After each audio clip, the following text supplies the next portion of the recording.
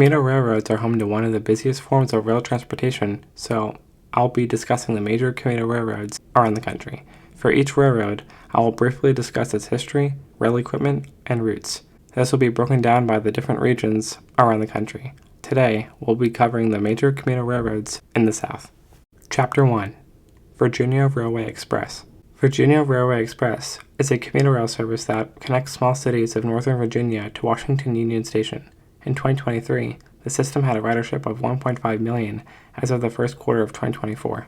The railroad was established in the early 1990s as a partnership between the Northern Virginia Transportation Commission and the Potomac and Rappahannock Transportation Commission. Before that, in 1986, it became apparent that Prince William and Stafford counties and the cities of Manassas and Manassas Park could not reach an agreement on how to support VRE by joining NVTC, so the Potomac and Rappahannock Transportation Commission was created for them. Virginia Railway Express then began operations on June 22, 1992. The equipment used on VRE consists of MP36 diesel-electric units and bi-level gallery-style passenger coaches. VRE runs two lines that include the Manassas line between Washington, D.C. and Bristow, Virginia, and the Fredericksburg line between Washington, D.C. and Olive, Virginia. Chapter 2. WeGo Star. WeGo Star is a commuter rail service running between Nashville and Lebanon, Tennessee. It began operations on September 18, 2006, becoming the 18th commuter rail system in the United States, with a projected daily ridership of 1,500 passengers.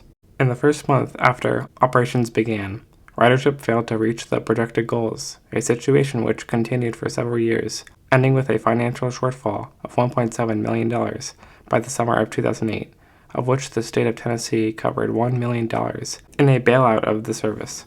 Financial difficulties continued into the next year. In June 2009, the service was nearly shut down for lack of funds until state and local authorities granted the service $4.4 million to continue service until 2011. Following the Nashville MTA rebranding to WeGo Public Transit, the Music City Star was renamed to WeGo Star. The equipment used on WeGo Star consists of two diesel locomotives that include the F40PH-2 and F40PH-R. The cab cars that are used are the Pullman car, and the numbers on them range from 400 to 402 and 500 to 504. The other cab car that is used is the Bud car, and the numbers range from 790 to 795. And separately are numbers 701, 708, 712, 719, 723, and 733. WeGo Star runs one line that is called the East Corridor Line, which is between Nashville and Lebanon. Chapter 3. SunRail. SunRail is a commuter rail system in the greater Orlando, Florida area. In 2023, it had a ridership of about 1 million or 4,600 per weekday as of the third quarter of 2024. SunRail began operations in May 2014 due to the region's increasing traffic congestion and the need for different transportation options. The system was developed through a partnership between the Florida Department of Transportation and local governments. SunRail operates their MP32PH-Q locomotive and their bi-level Bombardier cars. SunRail has one route that runs between DeLand and Kissimmee, Florida. Chapter 4. TriRail. TriRail is a commuter rail service linking Miami, Fort Lauderdale, and West Palm Beach in Florida. It's managed by the South Florida Regional Transportation Authority, which is along CSX Transportation's former Miami subdivision. The line is now wholly owned by the Florida DOT. In 2023, the line had a ridership of 4.4 million, or about 15,400 per weekday as of the third quarter of 2024.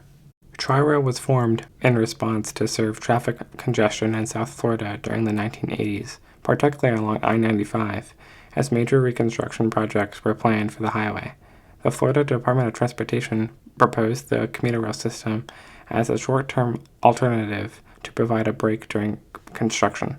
Using an existing freight rail corridor owned by CSX, the project quickly advanced and service began in January 1989. Initially intended as a short-term measure, the success of TriRail in reducing congestion and offering a viable public transit option led to its establishment as a permanent transportation system. The South Florida Regional Transportation Authority was later established to manage operations and combine regional transit initiatives. TriRail currently has a lot of locomotives on their fleet. They operate their F40PH-M-3C and F40PH-R-3C, which have been both rebuilt between 2020 and 2021. Their other locomotive they use is the BL36PH, which were built between 2013 and 2015. For their passenger coaches and cab cars, they operate their UTDC bi-level cab car, Bombardier bi-level cab car, and Hyundai Rotem cab car. TriRail also runs one route, with it operating between West Palm Beach and Miami. Chapter 5. Trinity Railway Express. Trinity Railway Express is a commuter rail service in the Dallas-Fort Worth Metroplex area. In 2023, the system had a ridership of 1.1 million, or about 4,100 per weekday, as of the third quarter of 2024, making it the 17th most ridden commuter rail system in the United States. Trinity Railway Express was formed to create a commuter rail link between Dallas and Fort Worth, Texas, meeting the growing demand for regional access and transportation options in the quickly developing Metroplex.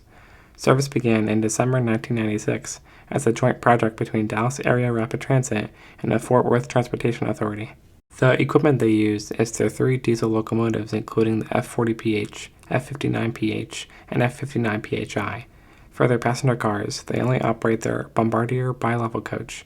They are also getting an order for Siemens Charger locomotives in 2024, which are to be delivered in 2026. Trinity Railway Express runs a short route between the cities of Fort Worth and Dallas, Texas. The trains run out of Dallas Union Station and run east towards Fort Worth Central Station. Chapter 6. Conclusion.